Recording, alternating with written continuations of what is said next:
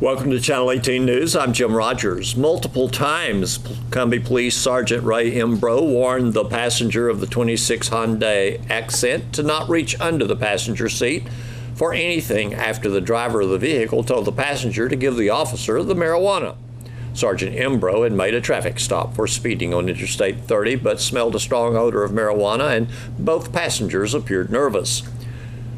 The driver of the auto, Jonathan Daniel Padilla, age 22 of Dallas, told passenger Jason Reyna, age 19 of Mesquite, after they had admitted smoking marijuana, to reach under the seat and give him the marijuana. However, the action of reaching under the seat caused concern for Sergeant Imbro.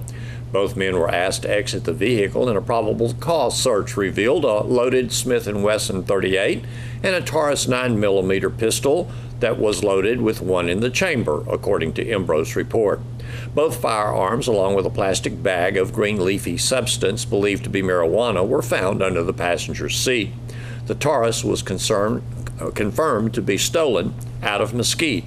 A large amount of methamphetamine was found in a plastic bag behind the glove compartment of the vehicle. Marijuana and 5 Xanax pills were also found on Reyna.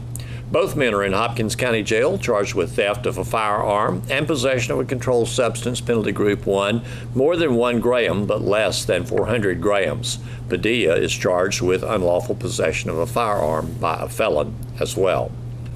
A large crowd filled the cafeteria at North Hopkins School Tuesday evening as area residents formed the Highway 19 Coalition. Residents in northern Hopkins County are forming the coalition to seek more immediate changes, providing greater safety for those who travel the roadway that combines both State Highway 19 and State Highway 154, providing a route between Sulphur Springs and Paris. Proposals by TxDOT are not happening soon enough and are not providing enough safety measures, according to those forming the coalition.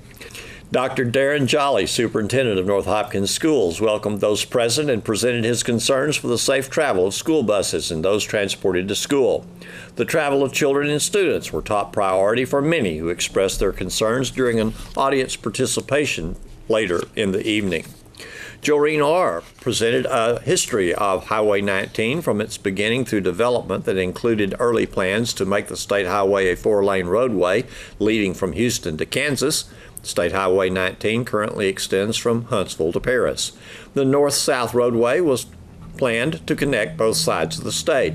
Her family has been involved in the development of the roadway over the years, having served on various advisory boards that have attempted further development of the road. She also presented traffic information that reflected the growth of traffic along the roadway. According to her numbers, the opening of Cooper Lake, the development of businesses in northern Hopkins County, additional residents, and the flow of traffic to casinos in Oklahoma have been a factor. It was noted that the development of NAFTA routes had been a factor in the abandoning of the 4-lane plans for Highway 19.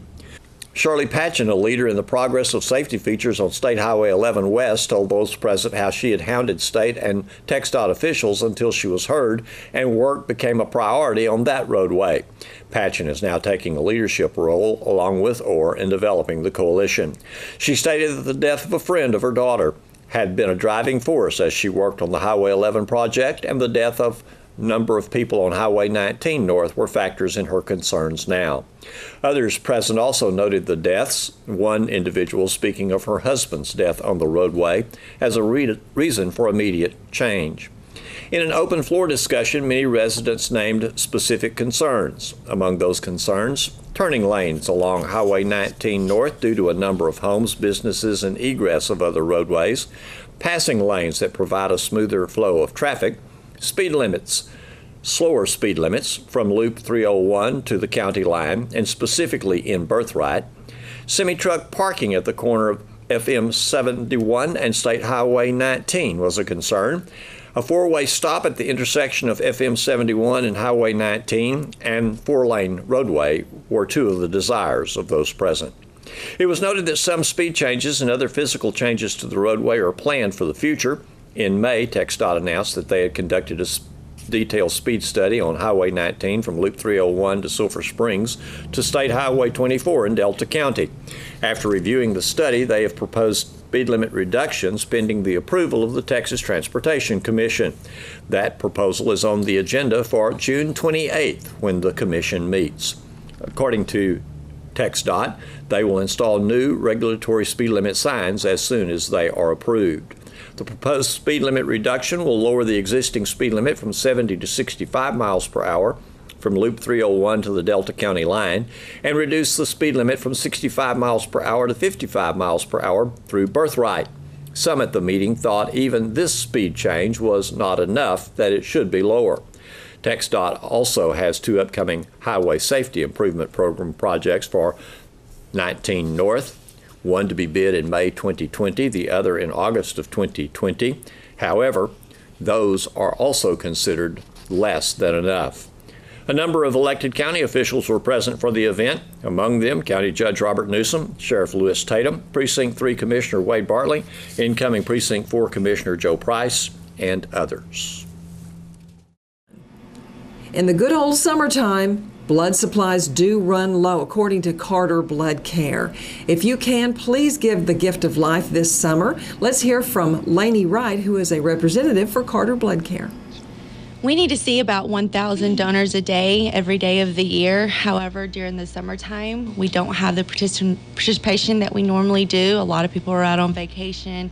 However, the need goes up. There's a lot more accidents on our road and outdoor activities. So we still need to see those donors to meet the needs of our hospitals. When you say we, what region are you talking about with Carter Blood Care? We have an East Texas region. We also have Central Texas and also the DFW area that we service. So let me guess, we're in East Texas. We are East Texas. Okay. And you have East Texas, you have DFW, and you have what else? In Central Texas, our Waco area. Mm-hmm. Waco area. So 1,000 donors a day? Mm-hmm. Is yes, it what ma'am. you need? To meet the needs of our hospitals. That's not if a tragedy unfortunately happens in an area. I'm going to ask you a question that we didn't kind of discuss before we went on the air, but something like, let's say, a Hurricane Harvey. There was lots of need, right? Oh, yes, and Carter Blood Care was fortunate enough to be able to help the efforts of the hurricane. We had a lot of the community members here in East Texas and our other regions step up and really help and come donate and host blood drives, not only to meet the needs here, which is our first priority, but also to help those down in our Houston area. I see. Yes, that certainly has made an impact on all of us, a lasting impact, especially on how to keep certain things from happening again in time of an emergency.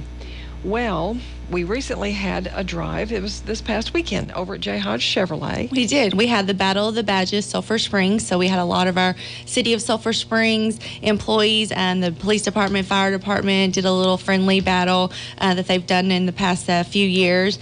And it was very successful. They met their projection. And I am happy to say that the fire department took first place this year. How does the Battle of the Badges work, and what does Carter get out of that?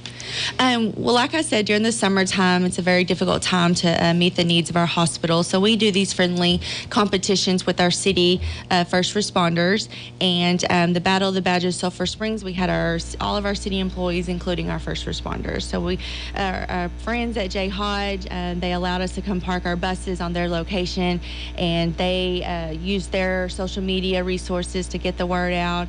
And we just were there Saturday, and we had people come and donate or try to donate. They received a Battle of the Badges t-shirt and a Texas Ranger BOGO voucher as well. Mm-hmm. So it was a great day. It was hot, but we were very thankful for all that came to participate to help those patients that really are depending on it.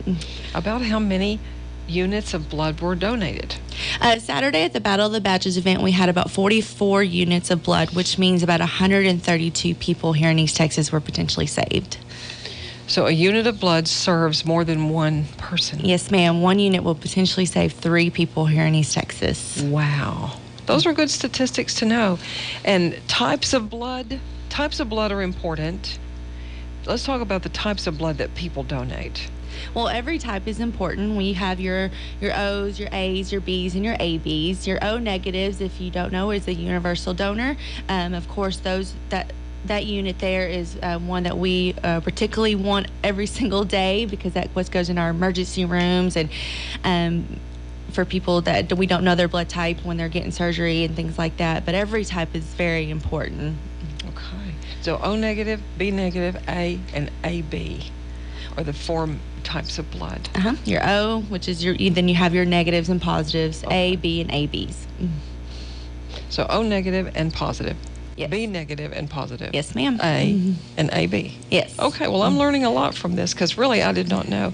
And if you don't know your blood type, should we know our blood types? You don't have to. Well, it's very important to know it, but if you go and donate with Carter Blood Care, in a couple of days after your blood is taken to our lab, you'll be able to log on and see your cholesterol level, which we all just love to know, and then you'll be able to find out your blood type there. Okay, so that's another good thing to just remember your type of blood once you know it. And I know we've always associated the phrase, the gift of life, with Carter Blood Care. Yes, ma'am. We also have another slogan called Give for Life, which means 2 different things. We want you to give for life to save people's lives, but we also want you to give for life to continue to donate. A lot of our donors come from our high school groups, and we encourage them when you leave high school to be continuous avid donors in our community. And you mentioned that one of the reasons why summertime is a little bit harder for Carter Blood Care to keep their regular donated supplies up is because high schools and colleges often invite your blood mobiles there for donations. Yes, our high schools and colleges in East Texas supply about 30% of our blood supply. When they leave for summer vacation, we don't have that much of participation. So all of you high school and college donors, please find a blood drive this summer and come and donate. And ages appropriate to donate? We can see you at 16 years old with parent consent, and then 17 and up with no parent consent. Okay, so 17 and up is just an adult. You are an adult. Free wishes there. How often could we donate? For whole blood, a donor can donate every 56 days or 2 months. If you are a type that can do what we call a double red, we ask that you wait 120 days. And then we also have a platelet donation bus, which are very important, and you can donate platelets every 2 weeks. How might someone need platelets instead of blood? Well, platelets there's certain requirements that you have to meet to be a platelet donor. The one reason why they're so important is we can get it to the lab and test it, and it gets right on the shelf for our cancer patients in a matter of hours or a day. Whereas whole blood, we have to take it to our lab, and then it has to be separated into 3 different products. So our platelet donors are very important to us, and we're very thankful for the loyal donors that we do have in this community. And like I said, they're able to donate every 2 weeks. So cancer patients need platelets. Yes. Okay. I think we all know someone who is battling some form of cancer. Yes, ma'am. Unfortunately, we hear about all the stories and people calling us wanting to do blood drives in honor of a cancer patient or another blood disease. And it's good to see what these blood products do, because without the community support, there is no substitute for blood. And these families and cancer patients are depending on these blood products. We're not thinking about blood and donating blood right now because it's summer, but cancer is not going to take a break. Those people are still at Children's Hospital, still at Christus and UT Health, and they're still waiting those platelets and those red blood cells and plasma products to help them fight their fight. And it is a fight. Yes, ma'am. How frequently are blood drives held around the region by Carter? We probably do, for East Texas, we probably do about 5 to 6 blood drives a day. If you are interested in a blood drive in your area, you can go to carterbloodcare.org and you can type in a zip code or a city and find a mobile drive or a drive that's held at a church, anything that's open to the community, and you can even make your own appointment on that website. Does it cost something to get Carter to come to your event? No, ma'am. It doesn't cost you a dime. It's just a little bit of your time. And then for the donor, all that we ask is your time. It takes about 30 to 45 minutes to donate blood, but you're saving 3 lives. It's a very just a rewarding experience. Just amazing. So out of the whole region, which is the East Texas region, Tyler, Central Texas region, Waco, and Dallas-Fort Worth region, how many Carter Blood Care mobile units are there? Do you know the answer? Oh, that go out a day? Yeah. Well, Waco probably has about the same number as we do, maybe a little less, but our DFW, I can't even tell you how many. There's probably 10 or more that go out a day. How many does our Tyler office have? We usually do about 4 to 5 mobile blood drives a day. So you can send five mobile units out. That's very interesting. Okay. Just continuing to remind people to give blood. I mean, as we get older and start to find opportunities that we can help people, it's not necessarily for those who are growing older, but many times as our lives develop, we find needs, we meet people, we get acquainted with people, we have relationships, and it makes us start to think what our obligations or responsibilities are. And so giving blood is one. Of course, and some people don't realize the need and how important it is until it happens to either them or someone in their family. They don't realize that, oh my gosh, my granddaughter needed 5 units of blood yesterday for her leukemia treatment, and then they start realizing how important it is, and they become avid donors. And you know, people that are older who don't think that they can donate, it's actually really healthy for you too. I always try to tell people it's like an oil change for your body. Get that old blood out and get some new blood forming. But all we do is just ask that you try. You know, whether you're on some medications, look on our medication list, our travel list, and even if you've had cancer, you can still come and donate to help those people that are really depending on it. And maybe there's some misconceptions out there about giving blood that a little research on CarterBloodCare.org would clear up? Oh, yes. We have a frequently asked question and answer page. Just like I was mentioning, if you've had cancer, if you're in remission for a year or two, you can donate. High blood pressure, diabetes, as long as it's controlled, it is good for you to donate.